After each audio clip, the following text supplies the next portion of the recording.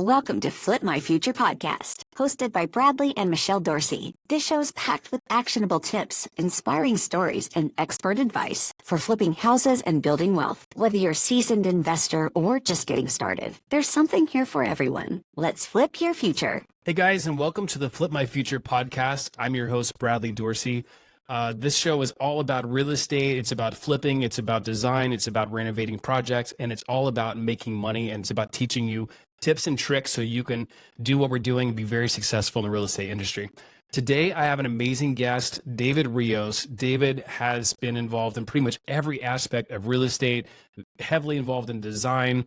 He's a real estate agent. He's a developer. He's a designer. I want to welcome you to the show, David. And tell us. Thank you. And thank you for having me. I'm excited. You know what I really love is the title, Flip My Future. Flip My Future. That's amazing. Because you know what we think our future is going to be like with your podcast. I'm already envisioning that it's going to take us to other areas that would create our future that we didn't think it was possible.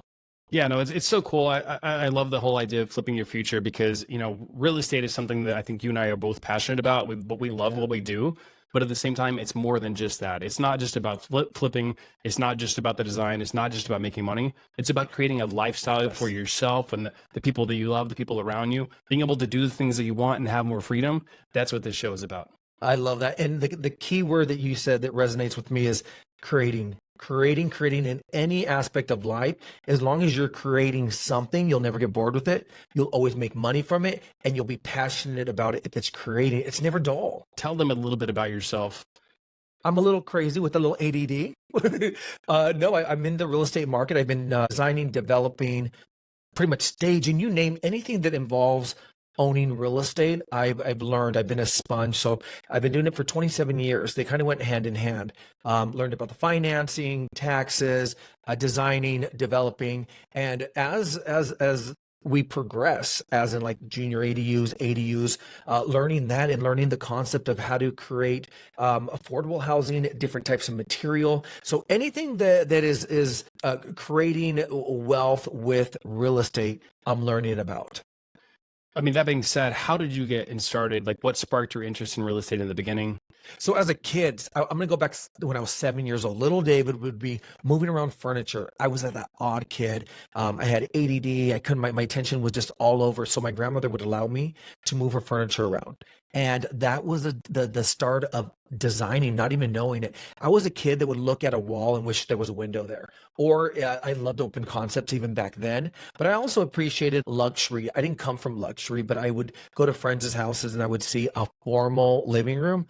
We were lucky we had like that couch was your dinner place. That was where you relaxed. That's where your friends came in. You know, we grew up in like a 500 square foot home, 5 kids and a 2-bedroom. But when I would go to my friends' houses, I was like, oh my God, this is a formal dining room? What is that? You know? So, you know, learning all that gave me more appreciation of how other people lived and different style of homes. So I got to like learn all that from other people. It didn't mean that I was going to have it.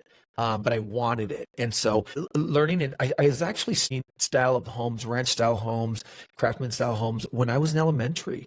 And that like grew my passion to want and create other people's houses that I couldn't afford. So it really made my like I just wanted to get in there and recreate it. So I paid a lot of attention to people's exterior. I would go and when they had like, you know, like family events, seeing where they would start off where like cocktail hour or moving into other areas for lunch and dinner. So that was actually creating spaces that allowed more people to enjoy the house or the setup. I love what you were saying. You know, I think it's really interesting that you were talking about how you felt like you were lacking or you had a desire to be able to have something maybe you didn't have growing up. And I think a lot of people listening to the show will relate to that. A lot of people live paycheck to paycheck. For you, was it more a desire to create and be creative? Like you were talking about moving, you know, your grandmother's furniture around and stuff like that. Was it more that, or was it more a desire to be successful and be able to make more money and be able to have more time and more freedom in your life later on? What was the biggest motivator? I think it was hearing people maybe put us down as an entity, putting us down as a family, being made fun of, for clothing that we wore. We didn't live in the best area. So I think that motivated me even more because when we were on welfare, my mom didn't want to embarrass us. So we would go to other cities to buy groceries. But that really motivated me because we're taking transportation, public transportation to get there. But really like their bullying in some aspect, I don't want to say too much bullying, but there was bullying, was what motivated me to be like, you know what, David, you got to be even more than that. What they have, you will eventually be able to have it, if not teach it. So that still motivates me even today, and always staying grounded from where I came from and understanding the stuff that I did have. So now when I'm giving advice, and I always think about my whole thing is knowledge and love, because I have a lot of love and a lot of knowledge to give for free. And if I can create that, I always think about, hey, if I'm going to give an explanation or a design feature of a fireplace, for let's say a fireplace, and it's going to be $30,000, I got to remember that someone's watching me, like maybe on YouTube or whatever, or Instagram. I got to design that same fireplace for $30. How am I doing it? Is it wallpaper? Is it spray paint? Is it tile? Is it slabs? Is it marble? So I'm always looking in context of, if you can't do this, you can do that. If you're living in an apartment or a condo, and let's say I want to be tangible to everybody. And so that could be, people that are renting in spaces that are not theirs. If you're signing a lease for 1 year, make it cute. Buy some new handles for $1. Go on Amazon, get some new door numbers or a light fixture, something that maybe the homeowner might not be willing or wanting to put into the property. But it's a pride of ownership as you're staying there for like a year or 2 years, whatever it is. Again, that what drove my passion for design was coming from less, experiencing and taking everything in of other people's lifestyle and then implementing it in life over time. And that was really cool. That's what I love about creating and designing. That's awesome, David. I love hearing your story. I think that, again, so many people are going to relate to, not having a lot growing up or whatever. And a lot of people get stuck feeling like they're not going to be able to have anything better than they had, from their childhood. And, what I want to tell people is, it's really not that hard to completely flip the script, flip your future. Like, seriously, it's not that hard, especially when you get into something that's such a high ticket item like real estate, right? So yeah, I mean, I love it. I love everything you're saying about design. Now, tell us how the design aspect, doing the little things, staging a house, doing something unique in a property can increase the value if you're flipping a house. Yeah, and this is, I'm glad you brought that up.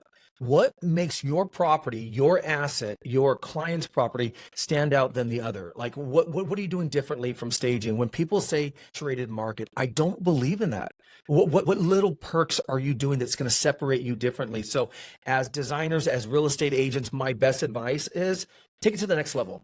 What separates your property? Is it a wallpaper? Is it a couch? Is it extra staging? Is it because not everything's going to be location. Sometimes you flip and you don't have the best location, but you can make that house look really cute. Is it simplifying it, or is it adding a little bit more jus to it? It's you want to make your property look different than the other. And so when they say saturated, no, it's not saturation. If you have a willing buyer to be able to want this experience that you've created as an interior designer. So my thing is let's go over budget and let's go backwards. I want to make sure that we're going to get our wow factor. So if that's going to be, we're going to simplify the countertops, but we're going to go crazy on the backsplash. Or are we going to save money in the budget to do a crazy wallpaper or a cool front door? Because that's your statement piece as you walk in. So knowing what you're going to do at the end with this property and I always work backwards. What's our total budget? And then let's see, what are our must-haves? Who's our clientele? And then what separates your property from someone else? I can get a basic ranch-style home and make it look contemporary, make it look mid-century. Are we adding a couple elements to this area that is gonna potentially the new buyer are gonna really like that? So knowing your audience, designing it for the little over the top is gonna set you apart from the next seller, buyer, investor. Yeah, that's so true, David. And, the people don't know, we're actually here in Palm Springs, California, and it's a really an incredible market. It's iconic. It has tons of Hollywood history. It's known for the mid-century modern and just really bold colors and things like that. So much of it is knowing your market, right? So yes. Tell us a little bit about Palm Springs and what you can get away with here that you can't get away with somewhere else. Baby, you can get away with anything and everything in Palm Springs. That's what I absolutely love about Palm Springs. It's different. It's the smallest city that everyone knows about around the world, And I think people know about Palm Springs because it's classy, it's edgy, iconic people were here, old Hollywood. So if we can think that and keep that in mind, there's always going to be a premium if you can recreate old Hollywood, an experience. Also, when people come to Palm Springs, it's a secondary home. And that's what I love when people say, "Oh, David, come to my house and give me the experience of Palm Springs." What that's telling me is they want over the top. They don't want it basic. They want something so different, so edgy. And that's when I come in with the artists and muralists, wallpapers, something just so over the top. Like a lot of times we'll sell to people that live in, let's say New York or San Francisco or San Diego. They have a minimalist look and it's very airy. It's beachy. Sometimes it's high rise. So it's very like industrial. But they want to come to Palm Springs and they want to be wowed. And again, so that's where I look at the clientele and say, when they come to Palm Springs, they want to know that they're staying in a home that represents Palm Springs. So I'm using colors, I'm using vibrant couches. I'm really just crushing it with a variety of mixture of a cohesive design, first of all, but also fun and kind of wild. Yeah. So, when I first got and started investing in real estate, I was originally working as a real estate agent and licensed contractor, working with other people that were flipping houses. And I enjoyed doing it, but, I ended up realizing I was missing out on making a lot of money, not doing it on my own. And what I remember from a lot of these investors that were doing like high volume flips, they were so focused on being very basic, right? Yeah. Every house was the same thing, same flooring, same walls, very neutral colors. They were scared of scaring a buyer pool. What would you say about that? Because I think we have a little bit different, view on that. Again, is knowing your demographic, knowing your area, and who would be potentially buying that property. I know if I'm selling a home that look and is attractive to vacation renters, possibility of having a vacation rental license, having a secondary home, that to me means fun. And what can I do that separates my property from the next property that's listed? And I don't want anything boring. Again, the potential of people paying a higher premium is when you can walk into a house that looks like it's been staged, a designer has been a part of it. And that's the other thing is working backwards with your budget. Make sure that you have your designer with you, with your agent, walking you through a property, because the designer is going to say, hey, in my aspect, I can't do a lot here. I can't do much with this backyard, or I can't see envisioning X, Y, and Z people here. So I think that having that a designer from the very get-go of sourcing out the property, and then also having them a part of the design aspect when you have your architect, your engineer there to make sure that you're having your must-have so that it flows correctly, and interior designer is going to give you their expertise on that. And then when you go to design it, bring them in and ask them about color choices, samples. And again, this is all based off of your budget. I can't say that enough. So you don't have like, oh my God, we're almost done, but we don't have enough money. So again, your designer will keep you in track and say, hey, we'll pull from this, we'll add that to it to get you that over the top look that's going to potentially bring you in more revenue or get you a higher sales. So designing, don't ever skim on designers, because that is going to make it or break it. I can tell you, I can walk into a property and say they had a designer.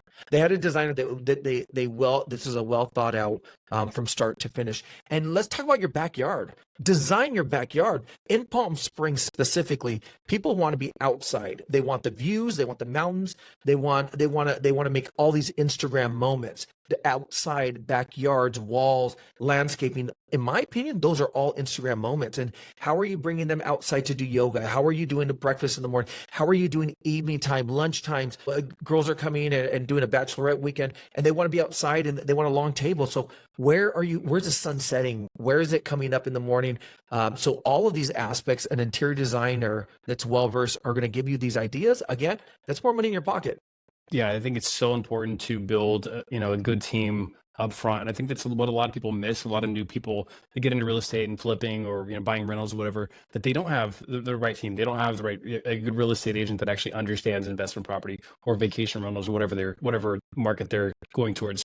And they don't have a designer. A lot of people try to skip out when they're selling a property on not staging the property, because they think, hey, I save $5,000, save $10,000 not staging the house, I'm going to make more money. And I just totally disagree with that. I think that if you spend, $10,000 staging a property, you're going to get a huge return on that investment if you have the right person doing it and have like a really cool design. Yeah, and not only that, though, they'll offer to pay for that as well too. And I think I've taken you out of your comfort zone a couple of times where you're like, I don't know about that choice, and then you're like, all right, we're good after all. Because again, only a designer, like a visionary, that's I see these things. I already know what I'm creating. Again, knowing placement and space wise, like scale to bathrooms and so forth. There've been tile where I'm like, oh no, adjust it a little bit more. We need 18 more inches, and that's what a designer is going to know. They're going to know your square footage. They're going to know proper scale, like on cabinetry or I mean, let's talk about using upper cabinets for islands, upper cabinets to build vanities. Like I will mess around with pretty much anything because I've had those years of mess ups. So again, it's I thank you for allowing me to be crazy with the designs and kind of scary sometimes. Yeah, that's definitely true. So there's definitely been a few times I've been on the fence with some of the choices that you made. But the thing, I know that everything you do is going to be amazing. So I do trust you. That's why I'm like, just go ahead and do it. And in the end, it looks amazing. And so for the people that don't know, David and I are, working on some projects together. Currently, we actually are renovating a hotel here in Palm Springs. And get ready for this one. So yeah, it's an amazing property, and we're so thankful to have David as one of the designers on the property. And it's the little details that make all of the difference. And I was at the hotel this morning, and you're just walking in, just some of the little details, maybe changing a paint color, adding some sort of stripes somewhere, the things that other people would just not do because they want to save money or just they're not creative and wouldn't do it. We've chosen to do that, and we've allowed you to help us with the design. And it's going to blow people away when they walk in. It's really cool. When you're working with your budget, knowing where your focal points need to be, but the statement pieces that you're making there is going to be all around the world. And that is incredible. You can't really say that to a home they might come to when you have a property that's going to be, photographed from people that have reaches from all over the world because you made that extra choice, because you said yes to me on my crazy ideas. That's volumes. I think that's so cool because you're giving your love. To the whole entire world is gonna see that statement piece as they walk into your entity. It's insane.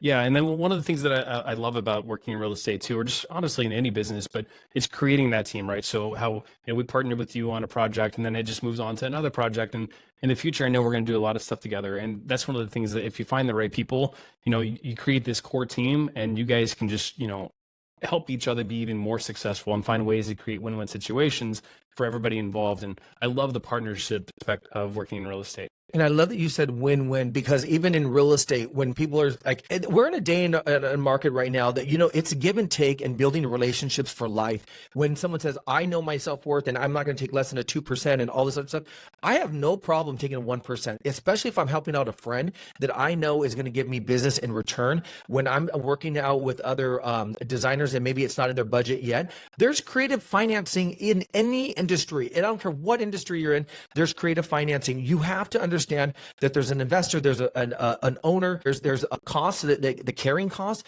You got to take that in consideration, and maybe you do a long-term contract with them. But there's a win-win situation when you're building this. I know I've been working with you for a couple of years now, and you hired me to do something like as an agent. You hired me on. Now look at how much volumes we're doing 2 years later. Again, you guys, it's building the infrastructure that's going to be for your kids, for your family, your grandmother, your wife, your husband, your partner, whoever it is. You're building a future with the next person that affects so many people, especially when the market goes down. You have already that relationship that you weren't stingy, that you took a less commission or you took a decrease on your design fee, because it's building relationships in anything in life. This is life. You and I are going to be friends forever. Your wife, the people that you bring along, we are a core. Not to say everything's perfect and it's always simple. What we have together is trust, and we are building this brand. It's branding everything, branding your name, branding your everything, and that's what you're creating here. Yeah, so true. And one thing that I want to mention, you're obviously a real estate agent. You've been in the business for a very long time. So for the people out there that are not real estate agents, right? They don't have the experience that we have. They're not contractors. Maybe they have not been involved in real estate at all, any aspect of it. Do you think that there's still a way for them to get involved in flipping? And do you think it's like a necessity to have a real estate license, or can you start without it? You can start without it, and I would beg you guys. This is a great question. do you want me to waste my money? Do you want me to go to college? Do you want me to take these online courses that maybe never produce money in my wallet or a return? I want you to do this. I want you to understand this, you guys. Shadow somebody that you love on Instagram and reach out to them and reach out to see if you like what they do daily. Take a day with them and go through the fundamentals of, is this for you? Because you might like only one aspect of it. Maybe it's not for sales. If you don't have a personality and you can't multitask, being an agent is probably not for you. If you're creative, you might be a stager, you might be working in the, behind the scenes, you might be, interior design. There's so many avenues when it comes to the real estate market. So my best thing is to shadow somebody, so you're not wasting your time going to school. You don't need a real estate license to shadow somebody. Selling, yes, but I mean, again, you might be more behind the scenes and you want to do more of the clerical stuff, or you're more a numbers guy. Maybe you want to understand about trust and the way you take titleship. There's so many different ways that you're going to be passionate about, and if you put your passion into that, you're always going to be wealthy, and wealth in a variety of different ways, and even just mental. So again, I would say shadow somebody in any avenue of what you want to get into to see if it's really for you. Yeah, I love that whole idea of shadowing somebody. Even from a very young age, I wanted to be involved in the film industry. And, I was willing to work around other people if that was taking out the trash, whatever I had to do to be around people that were successful in the film business, because I wanted to learn. I wanted to soak it up like a sponge, and I did that. And I have had a career in film as well, but honestly, I keep coming back to real estate. I'm passionate about it. There's so much money to be made, and like you said, you can create generational wealth. It's not just about flipping a house and making a profit on one house. It's about, you make those big profits and then you reinvest those into, vacation rentals, long-term rentals, hotels, which is what we've done, right? So we've taken our profits and invested in a hotel. By the way, David owns his own hotel, and it's called the Velvet Rope. It's an incredible property. He can tell you a little bit more about that. Actually, go ahead and tell us a little bit more about your hotel. What's going on with that? So I finished the Trixie Motel with the Property Brothers, and Trixie's an iconic drag queen that is just known throughout the world. They hired me on as a project manager, knowing that I was a designer, but brought me on as a project manager, and they allowed me to run it from start to finish. And I got to be able to design the exterior. So working again with, you never get too big for your bridges. Always be able to work with another designer, always compliment another agent. I mean, there's so much room for growth. We're building these relationships, but yeah, working with them and seeing how much money they made, but also knowing that there was corporate involved, other people. I wanted something of my own, and I wanted Palm Springs, in my opinion. Again, it was old Hollywood. I wanted to create that glam, over the top look. I was looking for more higher end clientele. They wanted the experience of old Palm Springs, and that's what I created. It's 9 bedrooms.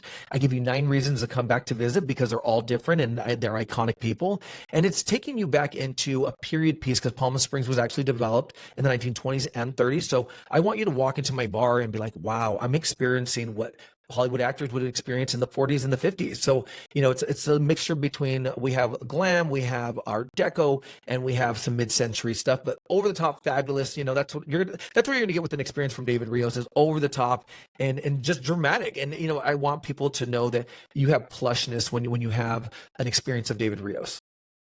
So I want to touch on a couple of things that you said. I'm just going to go back a little bit. You were talking about how there's so many different ways to be involved in the real estate business, right? So there's people out there that have, everybody has their strengths and weaknesses. So whatever your strength is, do that aspect of it, right? So if you have, money to invest in real estate, but you don't have time, then you can partner with someone like us or, somebody else that's already experienced flipping houses, right?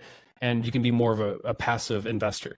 If you like the design aspect, maybe you hire a designer and you learn from them. Maybe you shadow that designer and learn on that first property, and then maybe you can take it over eventually and do some of the design on your own. Your hotel it's an incredible property. Really, every room is just it blows your mind when you walk in.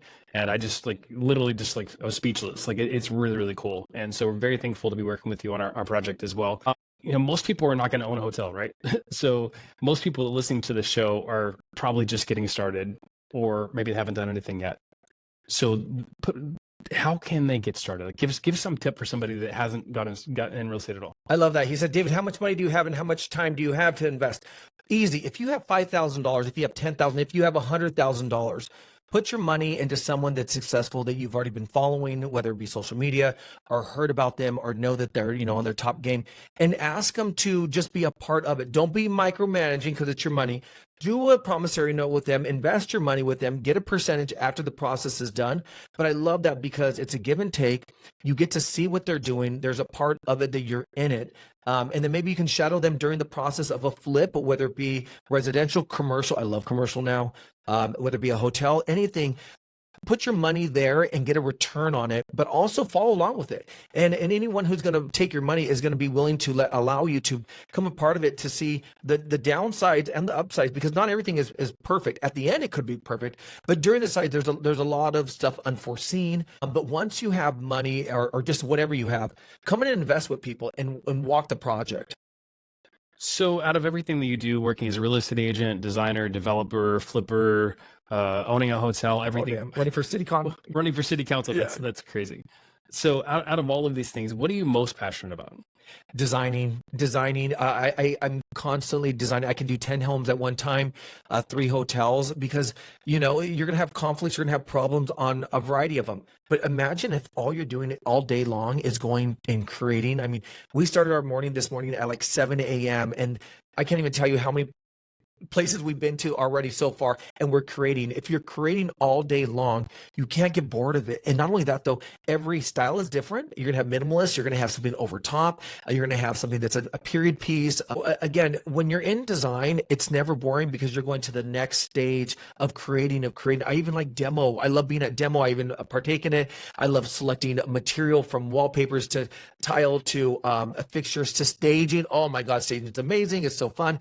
Again, you're creating all day long. I don't know where there's any job that can offer you constant creating, because it's just, you're in a time warp and you're just like going here, you're going there, and you're experiencing just growth with other people. And the best part is that when you can sell this property, or when people walk in and they give you a compliment, it's amazing. Especially older people walking into a property like, oh my God, if you can impress an older person that's been there, done that, and you've recreated something, that's the biggest compliment you can get. Yeah. So I mean, there's obviously a lot of problems and hurdles that you go through when you're renovating any property. So give me an example of something that, like, one of the struggles you've had with something, one of the problems you had with construction or something, and how you overcome that. Easy. Knowing your plans. Again, working with your budget. When someone comes to me with plans and, oh, we're removing this beam and we're doing that, I sometimes say, wait a minute. Do you know the infrastructure and how much time that's going to need, how much approvals we're going to need? Is that involving engineering? So again, taking a designer with you that's probably going to say, hey, we might have to keep this wall. We can open it up. We can showcase this beam like this. So when I see beams, I love beams because I can wrap that with drywall. I can bring that back to the original state. I can add recessed lighting there. I can make ducts for AC. There's so many different ways, but only a designer is going to give you that study. Well, I've done several homes, but again, it's there's so many unforeseen things, and this is if you're flipping, you better have a really like a good backbone, because it's stressful. There's carrying costs. There's always hiccups. Nothing is to plan, and I always think God makes everything for a reason. So I give myself 20 minutes to be upset about anything. If there's a hiccup in design or whatever, if we need to be shut down for a little while, we need to get some more money, there's a reason for that. There is a reason. So I always think, okay, these are hiccups. We got to roll with it. If you have somebody that can't roll with punches, they shouldn't be on your team, and you should just stay as an investor. But getting into the real estate market, there's so many materials aren't there. They run out of materials, prices go up. So you got to be able to maneuver your design, pivot your expenses. And if you have someone that is okay with that, because sometimes people think they're going to flip and it's going to take them 3 months, and then it's a year later. So get ready for that, because you got to be able to roll with the punches and be able to find that extra financing if you need to, bring another investor if you have to. But ultimately, it's all a win-win situation. And just recently, when the market shifted a little bit, you got to be able to take losses and be okay with it. I mean, I'm never too good for myself. I did a flip that I thought I was going to make minimum $500,000, and I brought in literally, I think $15,000 to close the deal. I took a loss, and I'm okay with taking a loss. I loved it. It was fun to do. The market shifted a little bit, and I moved on to the other one. I'm not going to sit there and complain. I knew when to take a loss and sell it for what I needed to sell it for, because I couldn't afford that monthly payment. So again, you guys, get rid of the ego, make the money, and listen to the market, see the market and what it's doing. So if you need to cut your losses quicker than later, then do it. Absolutely, David. I mean, you've been in multiple TV shows. You've done so much in real estate. Where do you see your career 5 years from now? What's your next big thing? It's being on stage, motivating people. I'll keep getting these jobs. I'll be doing more impactful work. My thing is I go back to this kid that I am, and I never want people to look at my lifestyle and see the things that I might have, might not have, might lose, and make me look like I'm untangible. I want people to know the struggles, and I want them to be motivated. Like doing podcasts like this is going to reach other people. I want people to know that I don't care where you came from. I don't care what education you have. I don't care what your background is. I want people to be motivated to look at me, tall, bald-headed, tattooed, whatever. And I want people to know that there's love behind me. There's passion behind me. And I want people to be motivated. Like, women in their 50s and 70s, men, people that are down in their dumps, whatever, that have a little spark to them. If you hate your job, get out of it now. Get out of it now. If you're in school and this is not for you and you're making your parents pay all this tuition that you're never going to really advance in this career, like change it up. Get into something that makes you fun, that you're passionate to go to work. And so I see myself being on stage, motivating other people, building my brand so it could be in everyone's household.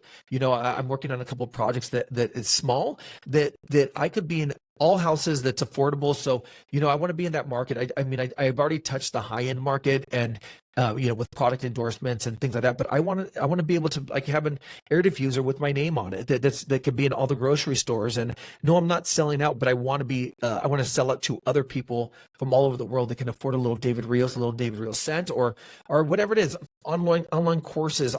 That's what I see myself. Yeah, no, that's really cool, David. Same thing. Michelle and I, obviously we've had failures, flipping houses. We've had a lot of successes as well. And I think that a lot of people don't understand that.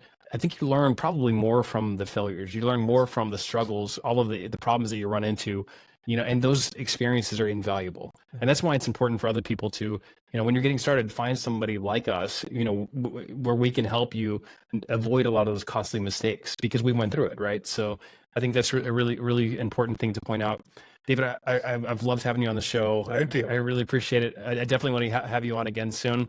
Everybody, please, you're going to want to check out the Velvet Rope Hotel. Check out David Rios Design. David, tell people how they can connect with you. Easy. David Rios Designs on Instagram, davidriosdesigns.com online. And then the Velvet Rope PS Palm Springs. Come check out what I do. I do a lot of stuff on the daily stories to just educate people where I buy stuff. I'm, giving back and understanding we are not in competition with anyone. No one will ever have the way you sell. They'll never speak like the way you do. They'll never have the relationship that you have with someone else. So don't ever be intimidated by anyone else. Look at people as a collaboration of what I can do business with anyone I meet. I don't care if it's someone in the grocery store, a clerk, if it's someone that's a busser, I can do business with anybody in this world. And you got to think of it from that side and get the word failure out of your vocabulary. Don't think that you failed. Failure, in my opinion, is if you've struggled and you didn't learn anything from that disappointment. And if you have, how could it be failure? Because you probably won't repeat it, again in your future. Or trust me, I've run into red block walls several times. But again, you guys, just looking at life as a collaboration of everybody together. So I thank you. I thank God every day that I'm here, that I'm able to do this job. But it's people like you, people that are willing to take chances on me, people that are willing to build a relationship with me that builds my future. And I'm successful because I work with others. I wasn't successful from like 2000 or 99 till 2008. I wasn't successful because it was just me. The minute I allowed people to come in and help me, it elevated me. And that's my success comes from other people. That's so true, David. The same thing with Michelle and I. We basically started flipping houses into 2019. The biggest thing was bringing in outside partners, right? In the beginning, we started with nothing. We had basically no money. I went through a terrible divorce, started at zero, and we brought in an outside investor on their first property. And we were able to, be successful and make profit for them, and just keep going, doing that over and over. It's kind of a rinse and repeat thing. And I just think it's so important to partner with other people.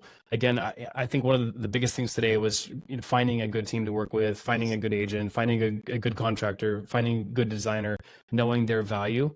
David, we really appreciate you being on the show. Again, this is the Flip My Future podcast. I'm your host, Bradley Dorsey. If you've enjoyed anything and everything that you've heard today, please give us a 5-star review, like and follow us on YouTube, Instagram, and Facebook. And we can't wait to have you here for the next show.